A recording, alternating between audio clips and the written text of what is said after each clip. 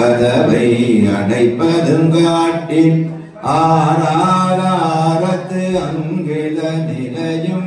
பேரானலத்தி பேச்சுரையறுத்தே இடைவங்களையின் அடுத்தறிவித்து கடையில் தொடுமுனை கபாலமும் காட்டி மூன்று மண்டலத்தின் முட்டிய தூணில் நான்றடு பாம்பின் நாவிலுணர்த்தி குண்டலியதனில் கூடிய கதவை விண்டடு மந்திரம் வெளிப்பட உரைத்து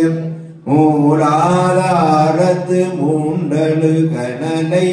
காலாலெழுப்பும் கருத்தறிவித்தே அமுத நிலையும் ஆதித்தன் இயக்கமும்